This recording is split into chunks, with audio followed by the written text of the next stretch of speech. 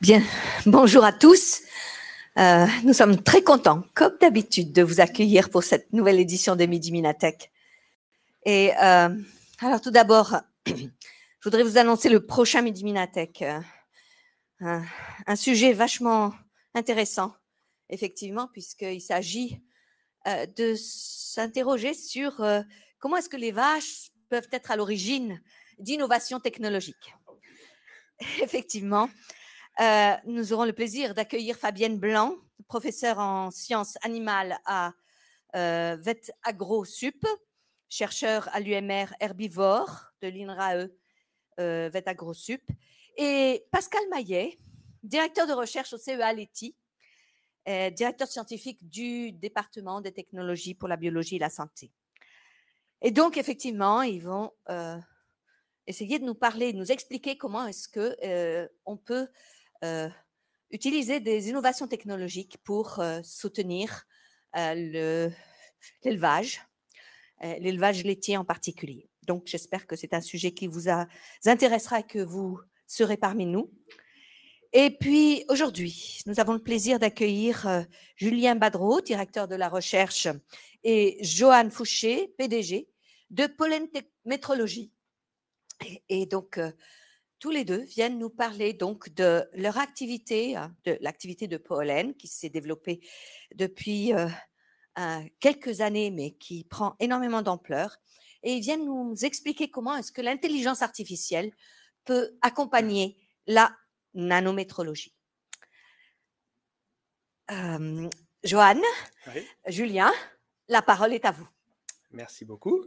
Merci Amal, merci pour cette invitation et merci à tous d'être présents. Donc aujourd'hui, nous présentons, comme Amal l'a dit, la société Pollen Métrologie, société que j'ai fondée en fin 2014. Donc on n'est pas très loin de Grenoble, on est basé dans la zone de Centralpe à Moirans. Aujourd'hui, j'ai 35 collaborateurs. Et depuis l'année dernière, on a introduit notre troisième génération de plateforme. Donc on va vous présenter un peu tout ce qu'il y a dans cette troisième génération de plateforme et tout ce que l'on peut faire en lien avec l'écosystème que vous pouvez voir à droite. Donc l'écosystème dans lequel on navigue aujourd'hui, c'est un écosystème à trois branches. À droite, vous avez les fabricants de matériaux innovants. Donc on retrouve l'industrie du semi-conducteur et puis tout ce qui, parce que c'est notre ADN à la base. Et puis aujourd'hui, ça s'élargit à beaucoup d'autres domaines. Partout où il y a des matériaux innovants, il y a une application possible de l'intelligence artificielle. Et puis ensuite, à gauche, vous avez leurs fournisseurs d'équipements. Donc là, on retrouve les fournisseurs d'équipements en process. Et puis, on retrouve les fournisseurs d'équipements de métrologie et de caractérisation. Et donc, Pollen se trouve au centre de cet échiquier avec un nouvel écosystème qui se crée depuis quelques années autour du data science et de l'intelligence artificielle. Donc moi, je suis Joanne Fouché, donc je suis le PDG et le fondateur de Pollen. Mon background, j'ai un PhD en plasma, en physique des plasmas. Ensuite, j'ai été chercheur au CEA pendant un petit peu plus d'une dizaine d'années dans le domaine de la nanométrologie. Et puis tout ça m'a amené à fonder Pollen, donc fin 2014, société que je dirige depuis le début. Donc aujourd'hui, je suis avec Julien. Je te laisse te présenter. Bonjour, donc moi c'est Julien Badreau. Donc j'ai un diplôme d'ingénieur en vision embarquée de Polytech Orléans. À la suite de ça, j'ai réalisé un projet de recherche avec l'UGA, le GIPSALAB et Pollen Métrologie pour évaluer la faisabilité de l'intelligence artificielle pour la métrologie. Et comme le projet a bien fonctionné, ensuite j'ai continué avec une thèse CIFRE en intelligence artificielle avec Pollen et le GIPSALAB. Et depuis 1 an maintenant, je suis directeur de la recherche à Pollen. Donc voilà le plan de la présentation aujourd'hui. Donc on va déjà resituer le contexte du manufacturing de tout ce qui est nano-objets. Donc aujourd'hui, on est entouré dans notre quotidien. Il y a énormément d'applications où sont présents les nano-objets. Donc à l'échelle macro, à part à droite. Voilà où est-ce qu'on, entre autres, on peut les retrouver dans tout ce qui est affichage, énergie en bas à gauche avec tout ce qui est batterie, micro-batterie, lunettes de réalité virtuelle, réalité augmentée avec les revêtements sur les verres qui sont microstructurés, tout ce qui est CPU, carte graphique, data storage, et puis à droite, toutes les applications médicales. Aujourd'hui, il y a de plus en plus d'applications avec les nanomatériaux. Donc, si on zoome un peu plus là-dessus, voilà ce que l'on peut retrouver. Donc, dans toutes ces applications, en fait, aujourd'hui, on retrouve des structures très hétérogènes. Et donc, d'une application à une autre, on va avoir des applications et des objets qui vont être 1D, 2D, 3D, plus ou moins structurés, donc soit en matrice ou soit de façon totalement aléatoire, avec des aspect ratio complètement différents.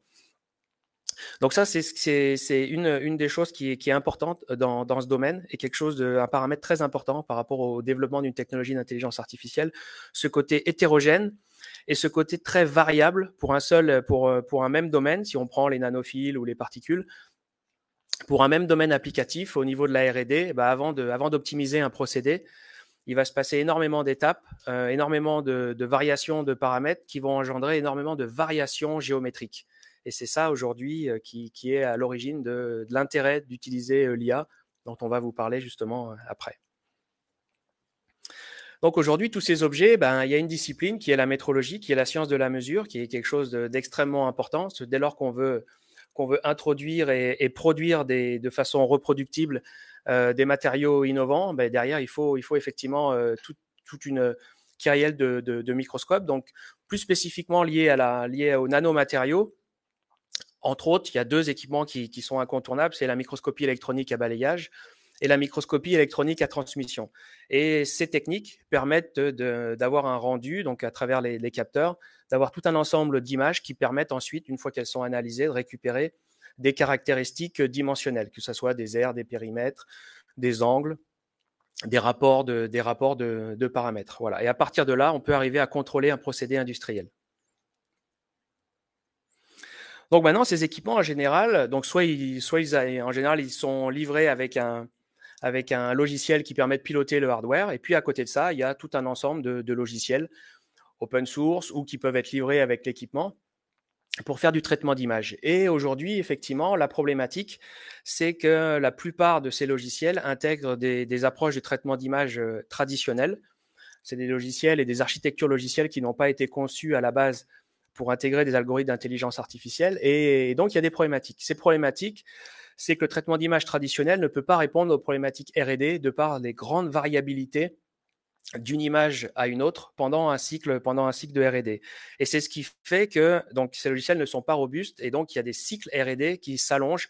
Et au fur et à mesure qu'on complexifie les procédés, ces logiciels, le temps d'analyse va s'allonger et c'est ce qui fait que les cycles R&D coûtent de plus en plus cher dans le domaine des matériaux innovants.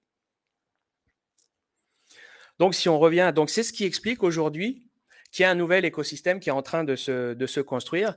Et donc, vous vous souvenez ce que je vous ai présenté au début, là, justement, cet écosystème à 3 branches, c'est qu'aujourd'hui, dans chacune des 3 branches, il y a des nouveaux carrés avec des data scientists. C'est-à-dire qu'aujourd'hui, il n'y a pas une entreprise qui n'a pas de data scientist. Donc, ces data scientists sont là pour pallier à ce manque, en fait, de performance des logiciels traditionnels et ils sont là pour développer tout un ensemble d'algorithmes. Donc, on retrouve dans chacune de ces branches un ou plusieurs data scientists et des équipes complètes qui vont développer des algorithmes à façon.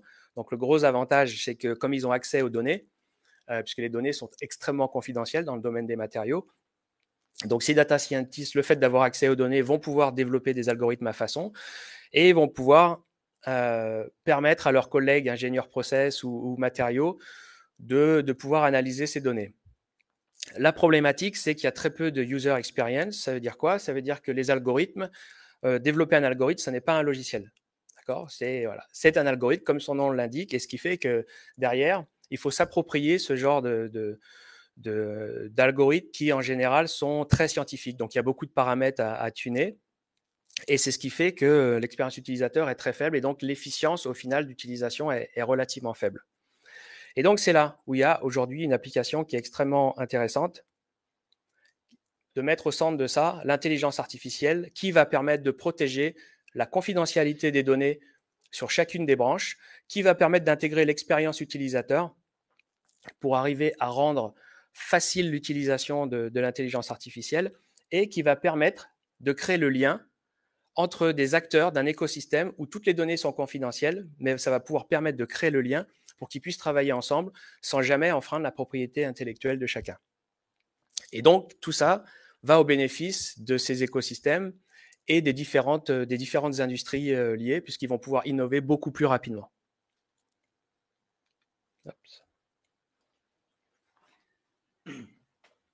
Du coup, en lien avec ce que Johan a présenté, on voit que l'IA peut prendre une place dans cet écosystème. Donc, je vais vous donner un peu plus un bref aperçu de qu'est-ce qu'on peut faire grâce à l'IA. Donc, tout d'abord, un petit rappel assez basique sur c'est quoi l'IA, machine learning, deep learning, c'est plein de termes qu'on entend et il est toujours bon de revoir un peu ce qu'ils veulent dire.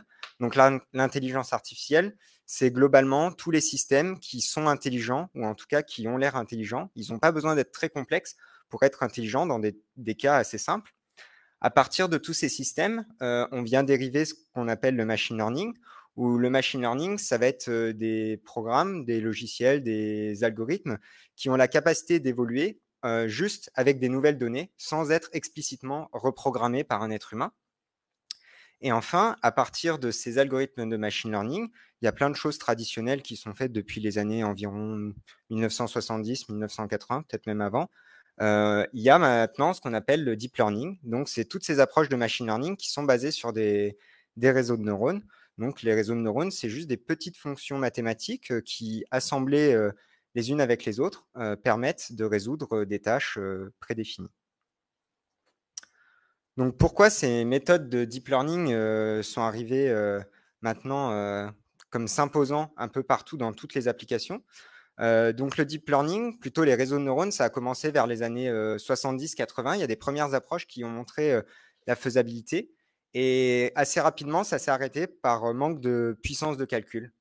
Et vers les années 2012, il y a une compétition de traitement d'images donc qui s'appelle ImageNet. Le but, c'est de classer des images en fonction de leur contenu. Donc, est-ce que c'est une image de voiture, de chien, de chat? Assez basique. Donc, on a quelques exemples de classes avec une hiérarchisation.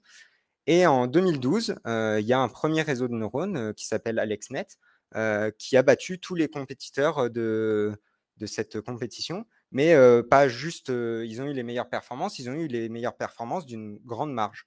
Et on voit un peu ce qui s'en est suivi, c'est qu'à partir de 2013 et toutes les années qui suivent, eh ben, toutes les soumissions à cette compétition utilisaient des réseaux de neurones.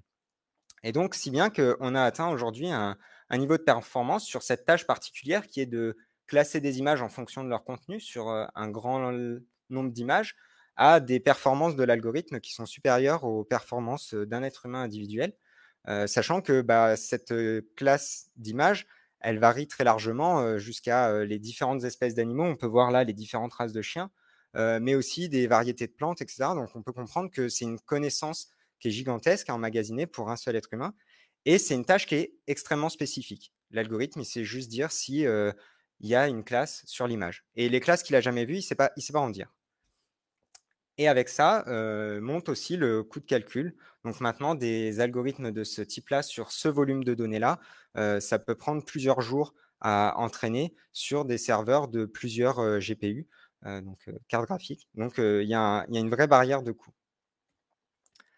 À partir de cette tâche relativement simple, l'état de l'art a évolué pour proposer une variété de tâches de plus en plus variées. Donc ici, on a plusieurs exemples de tâches.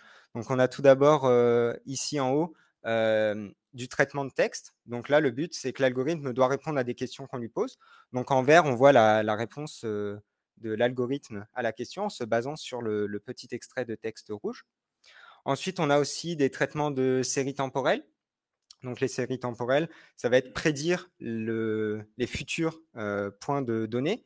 Donc, ça va être utilisé dans du traitement de données financières, mais ça peut être aussi utilisé dans des traitements de données pour tout ce qui va être de la météorologie, de la prévision de catastrophes naturelles, ce genre de choses-là. On a aussi ici au milieu de la reconnaissance vocale. Donc, on voit de plus en plus dans notre vie de tous les jours des assistants vocaux qui prennent le relais, que ce soit avec tous les assistants type Siri, Alexa, ou même quand des fois sur des services téléphoniques, on doit donner des numéros. Donc, tout ça, ça utilise maintenant de plus en plus le deep learning. On a aussi ici tout ce qui va être de la détection de communauté. Donc là, on va avoir des graphes avec des points qui interagissent. Donc, on peut imaginer des réseaux sociaux avec chaque point qui sont des personnes qui interagissent en fonction de centres d'intérêt. Et on veut savoir qu'est-ce qui relie ces personnes-là. Mais après, sur des applications plus concrètes, ça trouve aussi du poids dans tout ce qui va être le médical, où là, chaque point serait une molécule avec des effets à la fois positifs et des effets secondaires, et voir comment elles interagissent avec d'autres molécules pour pouvoir développer des traitements en minimisant au maximum les effets secondaires. Et enfin, sur des applications qui vont nous intéresser plus dans le cadre de notre présentation, avec ici du traitement d'image sur de la segmentation qu'on appelle sémantique, donc de donner une valeur de classe à chaque pixel d'une image. Donc on reconnaît vaguement un canapé en bleu, certainement une télé en rouge, des meubles sur les côtés. Ou aussi, ici en haut, ce qui nous intéresse plus particulièrement, de la détection d'objets, de la segmentation de ces objets. Donc ici, on voit que chaque personne est segmentée de manière individuelle et on a accès au détourage de chacune de ces personnes, les vélos, etc. Donc à partir de ces avancées du deep learning et des tâches qu'elles peuvent résoudre, la grande question, c'est quelles sont les contraintes qu'apporte la métrologie en plus pour pouvoir utiliser le deep learning et qu'est-ce qui manque au deep learning actuellement pour que ça fonctionne pour la métrologie. Donc, on voit là sur la droite une image un peu basique de ce qu'arrive maintenant facilement à faire le deep learning, bien que ce soit à la base non trivial, c'est quand même des années de développement et beaucoup d'images qui ont été traitées pour arriver à ces résultats-là et qui arrivent maintenant dans tout ce qui va être les véhicules autonomes. Donc, on voit qu'on est capable d'obtenir la localisation précise des objets, leur tour, de pouvoir gérer plusieurs objets les uns à côté des autres. On voit qu'il y a des personnes ici qui sont côte à côte et on est capable quand même de les séparer individuellement. Mais ce n'est pas suffisant pour la métrologie parce que pour la métrologie, il faut qu'on aille plus loin et que pour chaque objet, on ait aussi tous les éléments qui composent cet objet. Donc, on a un exemple de ce que ça pourrait être ici sur une voiture où la voiture, d'avoir les tours de la voiture, ça ne suffit pas. Il faut aussi qu'on puisse avoir les différentes parties, donc le pare-brise, les phares, les pneus, la plaque d'immatriculation, tout ça. Donc ça, c'est une tâche qui, avec le deep learning, se résout à partir du moment où on donne suffisamment de données. Et ça ouvre ensuite le champ aux problématiques suivantes qui sont comment on peut apporter de la mesure sur ces choses-là. Donc un utilisateur, lui, quand il récupère cette chose-là, sur son pare-brise, il va pouvoir vouloir la hauteur, la largeur, mais certains ils vont vouloir la hauteur là où c'est le plus haut, d'autres la hauteur au milieu du pare-brise, et ainsi de suite. Et tout ça, il faut que ça soit customisé. Et actuellement, sur le deep learning, il faut que tout ça soit annoté de manière extensive par des gens qui connaissent le métier du deep learning. Donc, ce n'est pas accessible pour le moment. Ensuite, la deuxième problématique, je vous évoquais précédemment qu'on avait réussi à battre l'être humain sur une tâche de classification, mais ça a nécessité 14 millions d'images. Donc, si demain on dit qu'il faut 14 millions d'images pour arriver à ces résultats-là sur la métrologie, ils vont continuer à mesurer à la main. Donc, l'objectif aussi, c'est de pouvoir proposer des méthodes qui utilisent le moins de données possible pour que le temps de créer un modèle de machine learning soit inférieur au temps qui passe à mesurer. Ensuite, il y a la variabilité qui entre en jeu. Donc, il faut pouvoir avoir des méthodes qui sont robustes à une large variabilité, même si elles ont peu d'images. Donc, on voit que là, ça marche très bien. On a plein de voitures différentes, c'est des modèles, des points de vue différents. Ça marche plutôt bien. Et du coup, comment on gère ces aspects-là quand on a peu de données pour l'apprentissage? Ensuite, il y a aussi l'aspect de scaling du volume de données. Donc, quand on est sur des étapes de R&D, on va analyser une centaine d'images. Quand on arrive sur de la production, ça va être des dizaines, des centaines de milliers d'images. Donc, il faut être capable de gérer cette partie-là. Et enfin, un dernier point qui est très important sur la métrologie et qui est assez peu traité dans le deep learning, c'est tout ce qui va être les problématiques de traçabilité. Parce qu'actuellement, quand on a les modèles qui évoluent et qui donnent des meilleures performances, on est content de voir le chiffre final, de se dire bah, les performances sont meilleures. Mais dans la métrologie, on est content quand les performances sont meilleures pour plein de raisons, si on a des nouveaux objets, etc. Mais on veut pouvoir avoir les mêmes mesures qu'on avait eues précédemment sur les objets qu'on a déjà analysés. Sinon, on rompt un peu la chaîne de nos mesures et on n'est plus capable de dire bah, où est la vraie mesure qu'on a faite au passé, au présent et comment on relie les deux. Donc ça, c'est un point qui est très important et un vrai point majeur sur la métrologie. À partir de cette considération d'IA, comment on peut mettre en place du coup un pipeline pour la métrologie? Et donc, on a proposé 2 versions un peu de ce pipeline qui utilise l'IA. Donc, la partie IA, c'est le petit cadre en bleu qui est ici. Donc, dans cette partie-là, on va avoir globalement du machine learning et du deep learning, donc au sens large de l'IA. Et donc, la première étape qu'on a proposée comme pipeline, c'est ce qu'on appelle un pipeline dédié ici. Donc, l'objectif, c'est d'utiliser tous les outils qui existent déjà pour faire de la mesure, qui fonctionnent bien. La grosse problématique, la plupart du temps, c'est de pouvoir relocaliser les objets quand ils sont déformés, parce que ça utilise des a priori de traitement d'image. Et qu'en ajoutant de l'IA, eh ben, on a quelque chose qui permet d'améliorer la précision. Et sinon, une fois qu'on est un peu dépassé avec ces outils dédiés ici, donc que les performances se dégradent, on peut passer à ce que nous, on appelle le pipeline générique, qui est ici. Donc, l'objectif, c'est de permettre à un utilisateur de sélectionner un objet ici. Donc, on a une petite vignette de à quoi ressemble l'objet, et puis il a décidé aussi de comment il voulait le mesurer lui-même, pas avec les outils qui étaient à sa disposition. Donc ici, c'est une hauteur et de largeur de l'objet. Et on va avoir une première étape où le but, c'est de détecter les objets, comme précédemment. Donc le but, c'est de trouver chaque instance individuelle sur une image, et même sur plusieurs images, vu que le but, c'est d'analyser plusieurs images. Une fois qu'on a trouvé ces objets individuellement, on va pouvoir vouloir les classifier, parce qu'on pourrait dire que bah, cet objet ici, la tache blanche, ça peut être du vide, donc c'est un défaut. Donc je veux pouvoir mesurer différemment mes objets qui ont des défauts, qui n'ont pas de défauts. Après, sur des images plus complexes, on peut analyser plusieurs types de structures différentes en un seul coup.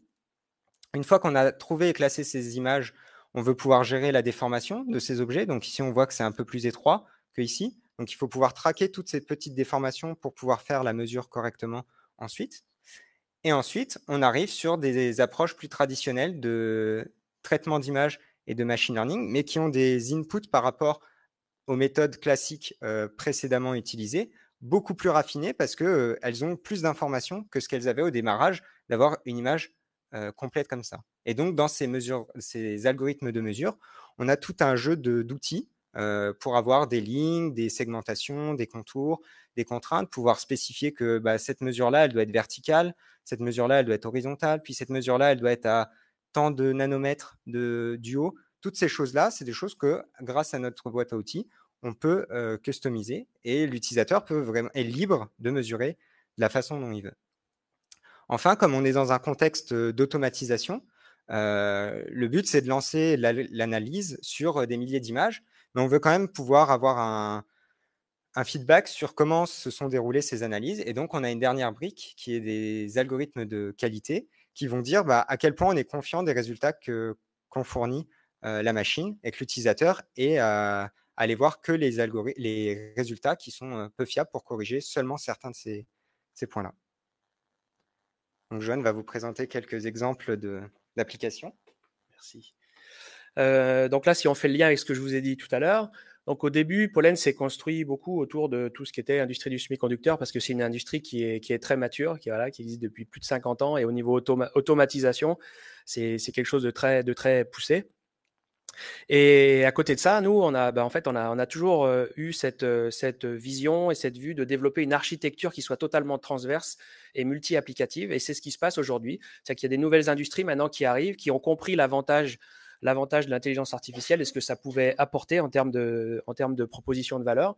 Donc, ce qui fait qu'aujourd'hui, il y a pas mal d'applications aussi dans la chimie des polymères, ce que je disais tout à l'heure, les lunettes de réalité virtuelle. réalité augmentée, tout ce qui est écran, avec notamment les micro-LED, data storage. Et puis là, je ne l'ai pas mis parce que c'est un peu plus récent, mais effectivement, tout ce qui est batterie, micro-batterie, il y a énormément d'innovations matériaux dans ces domaines-là.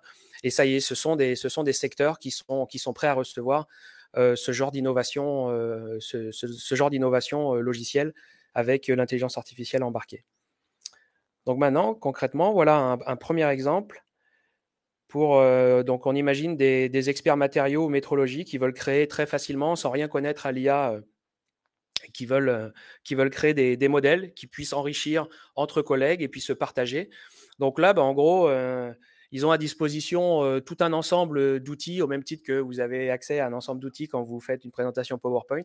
En gros, là, vous avez accès à plein d'outils pour créer ce qu'on appelle la petite vignette, donc créer ce qu'on appelle une entité. Donc là, vous pouvez créer tous les types de contraintes en lien avec un domaine spécifique. Donc, pour mesurer tout un ensemble de dimensions critiques, de fitter des contours, etc. À partir de là, on va créer son modèle. Donc, on donne, voilà, My Model. Et puis, on va créer sa base de données, voilà, juste en cliquant. Donc, c'est l'expert qui dit, voilà, ça, c'est une bonne donnée, ça, c'est, voilà. Et à partir de là, il fait un train and run. Il publie. Voilà. Et à partir de là, le modèle est publié. Il peut être testé, validé et partagé. Et à partir de là, on peut l'appliquer donc aller le chercher et l'appliquer sur un ensemble d'images. Donc ça, au niveau R&D, c'est très puissant parce que dès qu'il y a quelques dizaines d'images à analyser ou jusqu'à quelques centaines, on peut créer en quelques clics, vous voyez, on peut créer des modèles et récupérer des rapports de mesure très, très rapidement. Donc ça, c'est la première application. Et puis ensuite, une fois que ça marche, voilà, je me suis trompé, voilà. Une fois que ça marche et qu'on commence à arriver à une phase de ramp-up ou de production, derrière, l'objectif, ces modèles, c'est de les brancher directement sur un microscope ou une base de données, donc un environnement industriel. Donc là, l'objectif, c'est d'avoir un point flag qui va checker et qui va aller vérifier quand les données arrivent et appeler le bon modèle. Donc en haut à gauche, il y a un fichier point flag qui va vérifier quand les données arrivent dans la base de données ou dans le microscope. Et à partir de là, le modèle qui a été créé préalablement va être utilisé. Et derrière, les images vont être analysées, les rapports de mesure édités, les classifications et éventuellement lister toutes les données qui ont été problématiques. D'accord ? Donc ça, c'est pour la phase de ramp-up. Donc là, l'humain n'intervient plus puisque la phase humaine a été créée avant. Par contre, la phase humaine experte est obligatoire au démarrage. Donc ça, c'est le deuxième usage. Et puis ensuite, je vous ai dit que dans les écosystèmes, il y a des data scientists aussi. Donc ces data scientists, ils ont envie d'exploiter et d'utiliser les algorithmes qu'ils développent, de pouvoir bénéficier d'une architecture dédiée à l'IA, de pouvoir bénéficier de toute une interface graphique extrêmement simple et où justement le user experience est vraiment poussé pour avoir quelque chose de très simple. Donc là, on a ce qu'on appelle un kit de développement, un SDK. Donc l'utilisateur est à gauche avec ses algorithmes en Python, en C++. Il veut les brancher et créer lui-même des algos pour qu'ils apparaissent dans l'interface. Donc nous, on fournit tout un squelette, voilà, avec les contraintes en input et en output. L'utilisateur vient brancher son algorithme, donc toute la propriété intellectuelle est conservée. Il a juste des contraintes sur l'input, output. À partir de là, il va utiliser à nouveau les outils géométriques pour créer l'objet qu'il veut, et il va aller chercher son plugin. Donc ça, c'est son plugin à lui, voilà, qui va apparaître automatiquement avec les contraintes qu'il souhaite. Voilà. À partir de là, il va tester son plugin, il va vérifier si ça fit bien et si ça mesure effectivement là à différentes hauteurs. Et à partir de là, son plugin, il va pouvoir, s'il le souhaite, il peut le mixer dans ce que vous a présenté Julien. Il va pouvoir l'intégrer dans un pipeline d'IA et puis intégrer ses plugins à lui avec les plugins déjà existants. Et à partir de là, on crée vraiment une synergie en fait entre différents acteurs qui ont chacun leur propre propriété intellectuelle. Et là, c'est ce que permet de faire ce genre d'architecture d'IA, d'unifier des connaissances qui sont à la base totalement confidentielles. Et à partir de là, il peut récupérer de la même manière tous ces rapports de mesure, exporter ça et puis pouvoir brancher ça aussi dans un environnement de production. Voilà, donc là on voit les trois étapes. Et on en arrive au dernier slide d'ouverture. Je te laisse le présenter. Ouais. Donc, le dernier étage de la fusée, si on peut dire, c'est tous ces process sont mis en œuvre à la base pour obtenir des matériaux à une échelle nano avec des caractéristiques et des propriétés spécifiques. Et c'est un vrai problème parce que tous ces procédés sont de plus en plus complexes et il est difficile de faire le lien entre les paramètres qu'on met dans la machine pour faire des gravures, des réactions chimiques, des dépôts, et ensuite les caractéristiques qu'on va obtenir, qu'elles soient dimensionnelles, électroniques, mécaniques. Et donc l'objectif, nous, c'est de proposer aussi ce qu'on appelle l'optimisation de procédés. Donc en entrée ici arrivent les données de métrologie qui ont pu être acquises soit sur des images comme on a montré, soit qui peuvent venir d'autres méthodes de caractérisation. Ensuite, on va pouvoir fusionner et nettoyer ces données en utilisant du traitement de signal traditionnel et de pouvoir obtenir le meilleur de toutes les méthodes de caractérisation. Et à partir de là, on a deux étapes. D'abord, une modélisation pour pouvoir savoir comment évoluent les caractéristiques en fonction des paramètres des procédés. Une fois qu'on a ce lien, eh ben, on peut venir renseigner dans l'optimisation quelles sont les contraintes que je veux obtenir sur mes matériaux. Donc, est-ce que je veux maximiser une efficacité, minimiser des pertes, faire en sorte que des dimensions soient dans une tolérance, des valeurs de tolérance. Et à partir de là, l'optimisation propose à l'expert des fenêtres de paramètres qui correspondraient à l'optimal de ce qu'il recherche. Et à partir de là, l'expert peut regarder ces paramètres, voir si ils sont cohérents avec ce que lui a déjà observé et pouvoir lancer plus rapidement des nouveaux lots pour améliorer la performance des matériaux. Voilà, je crois qu'on en a terminé là-dessus, sur cette ouverture, et que c'est vraiment l'étape suivante aujourd'hui de l'application de l'IA dans le domaine des matériaux. Merci à tous.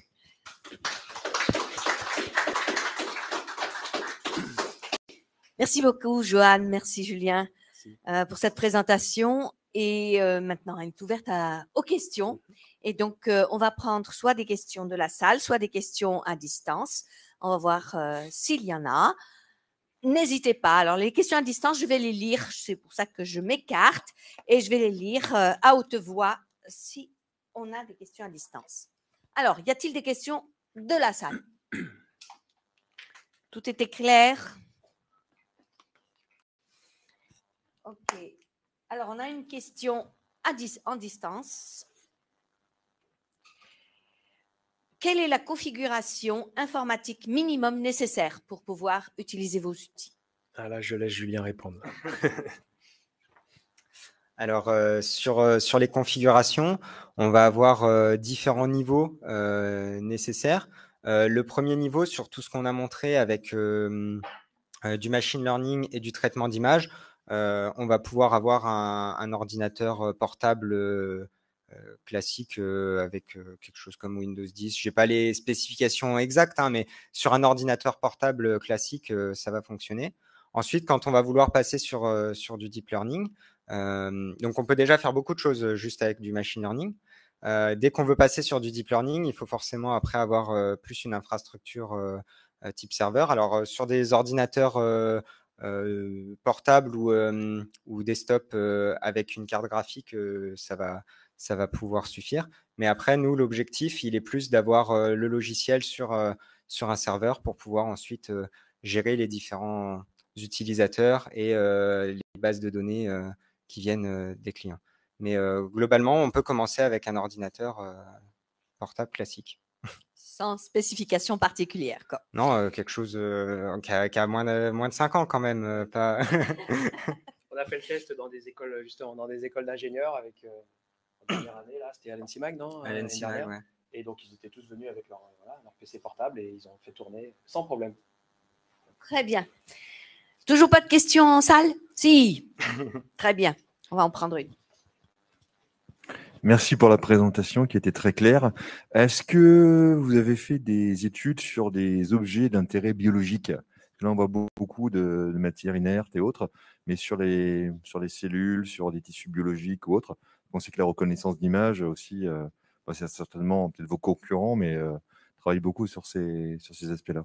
Merci. Alors, oui, tu pourras ajouter quelque chose si tu veux.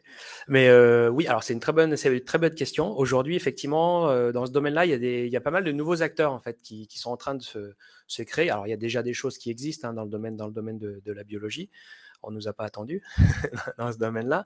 Mais par contre, il y a pas mal de nouveaux acteurs, notamment dans le domaine des équipementiers, qui créent des nouvelles techniques de caractérisation pour voilà des applications cellulaires. Et là, il y a quelque chose d'intéressant. En fait, il y a une belle synergie à créer avec ce genre d'acteurs où eux vont plutôt se focaliser sur tout ce qui est capteur, hardware. Et c'est là où il faut venir, effectivement, eux, ce qu'ils veulent, c'est arriver à avoir un service logiciel qui est branché au hardware et qui permette de proposer une proposition de valeur plus élevée à l'utilisateur final. Donc ça, c'est quelque chose, on retrouve ça dans le médical et dans la bio. Donc c'est là où l'IA est très utile. Donc ça, c'est une vraie tendance actuelle. Oui. Alors, je vais juste rebondir sur ce que tu viens de répondre là sur les équipementiers, parce qu'il y a une question à distance qui demandait si vous étiez en relation avec des équipementiers. Travaillez-vous avec des équipementiers de métrologie? Donc la réponse est oui. C'est pour ça que j'ai présenté les 3 branches. En fait, on travaille avec les 3 écosystèmes.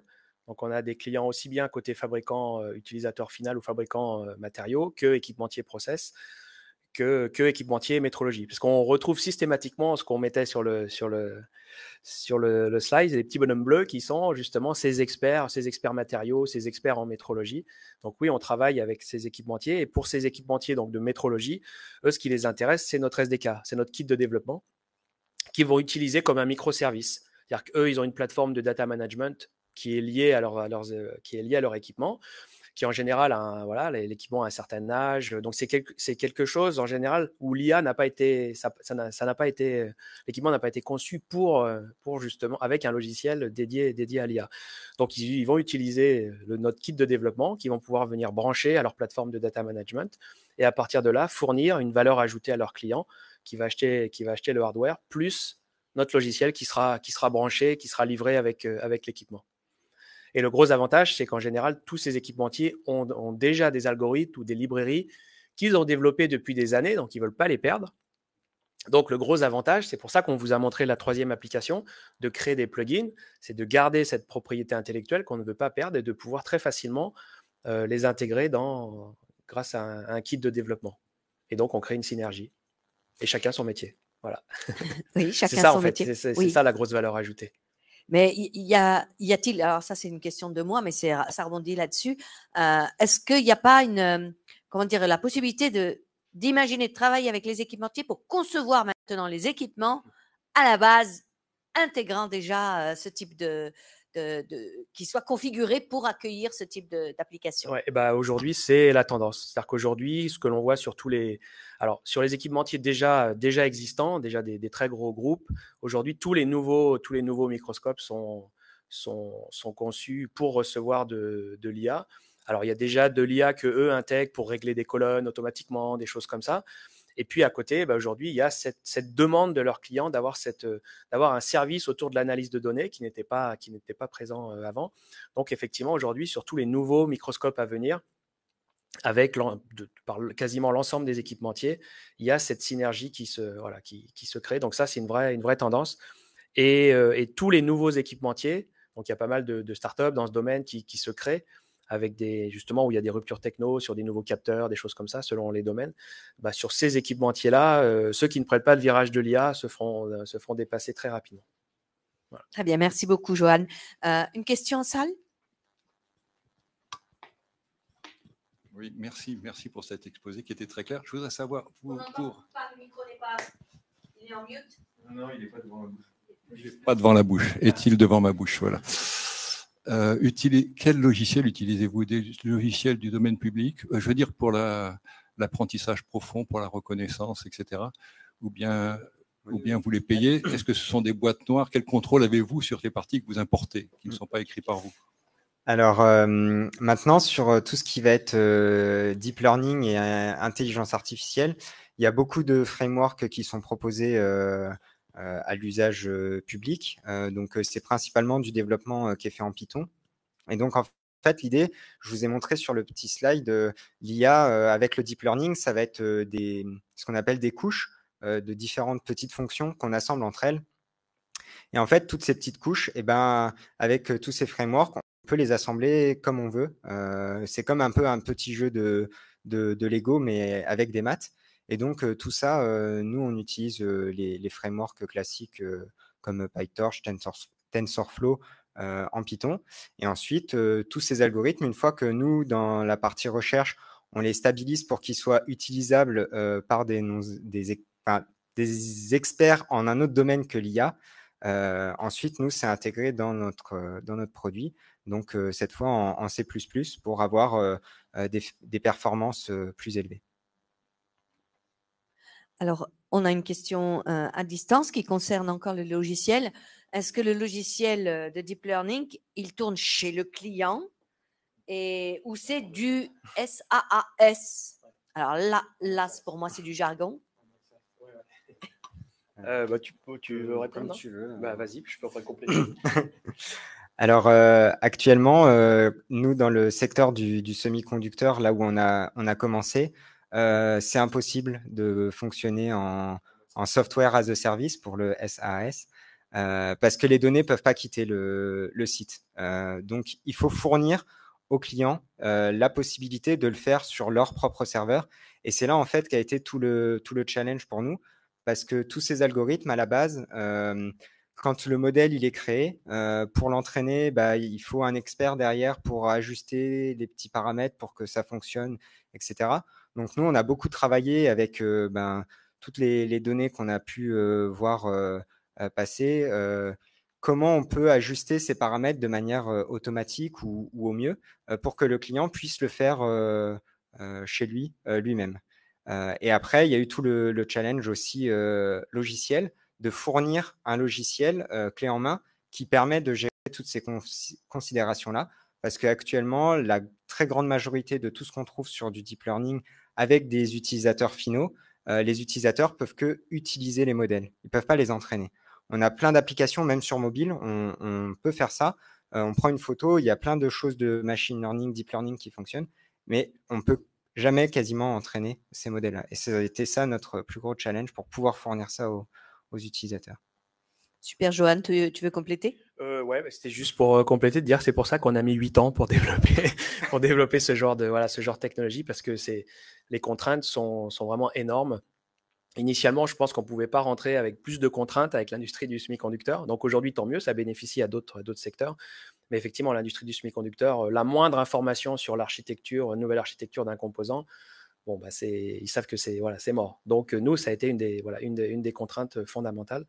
Donc aujourd'hui, on a deux typologies de clients selon les applications. Il y a des clients qui sont en mesure de nous fournir leurs données. Donc dans ce cas-là, on développe vraiment quelque chose à façon. C'est du plug and play et puis voilà, point. Voilà. Et à côté, effectivement, il y a cette contrainte où on fournit tout ce qu'il faut pour l'entraînement qui est fait chez le client. C'est pour ça que Julien avait présenté dans le slide une approche générique. Voilà, donc c'est ça, l'approche générique. En fait, c'est le client qui fait son training lui-même.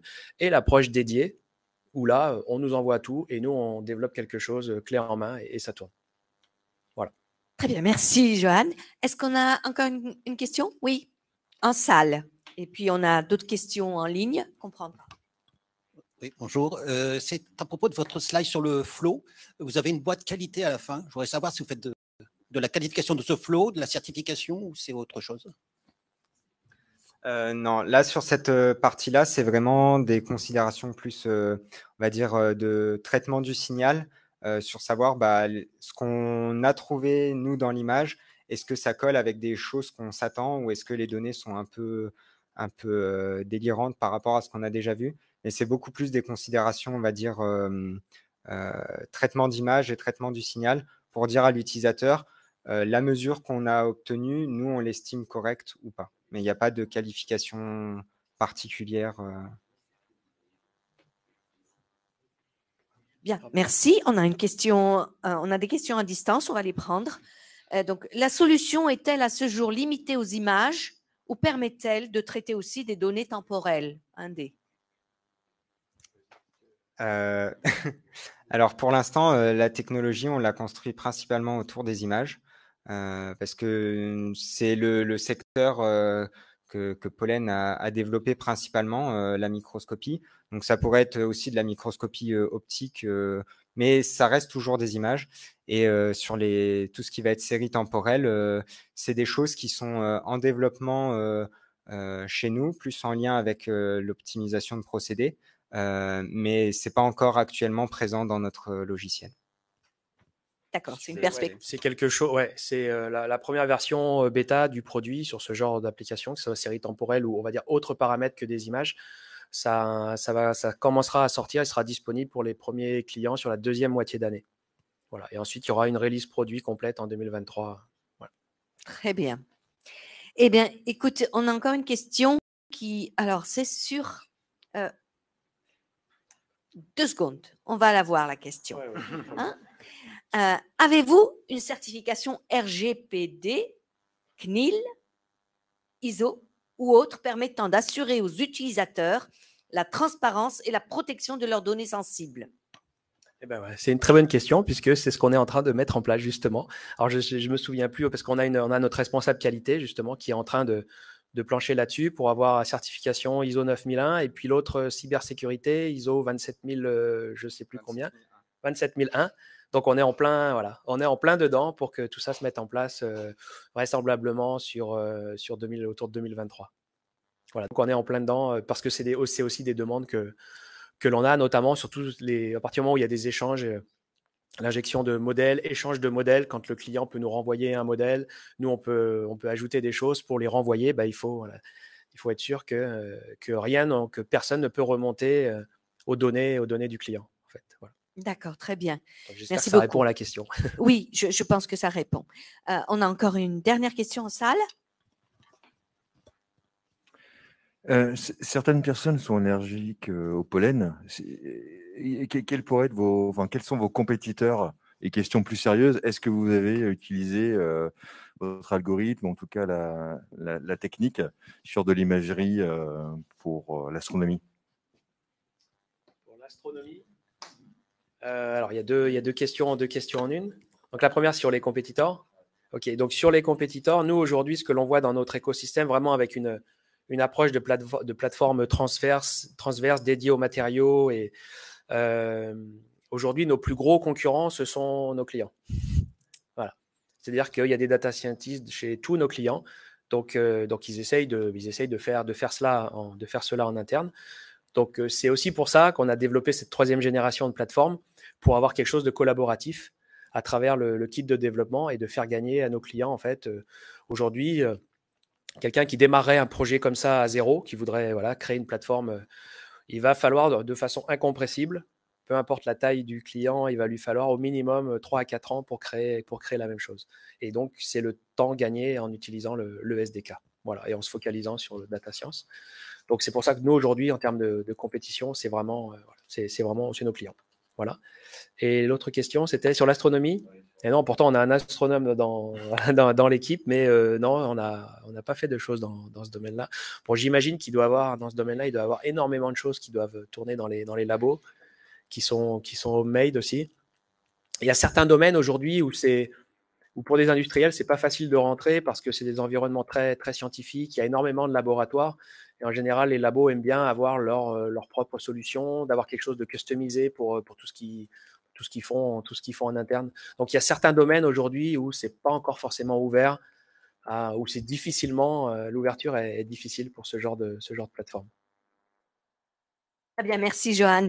Alors, il y a encore des questions, en Ouais. particulier sur la robustesse de l'outil, etc. Bon, je vous laisserai répondre parce qu'on arrive à notre temps limite. La question ultime, c'est les compétences dans vos équipes.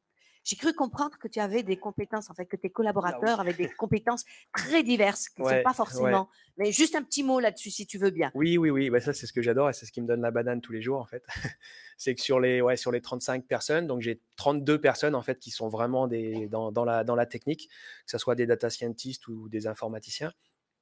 Et là, effectivement, en général, on a énormément de doubles compétences. On a des gens qui sont passés par la physique, par la chimie, par la biologie, par le domaine des matériaux, de la métrologie, donc en fait qui ont été à la place de nos clients, et puis ensuite ils ont rajouté dans leur cursus soit un profil informatique ou soit une compétence data science, donc ils se sont mis voilà, à l'intelligence artificielle ou au traitement d'image, et ce qui fait qu'aujourd'hui c'est vraiment plaisant en fait, parce que c'est une équipe totalement hétérogène avec un background qui vient de tout type de domaine. Voilà. Donc c'est des gens ultra motivés. Très bien, merci beaucoup infiniment à tous les deux Merci pour à cette tous. présentation. Merci.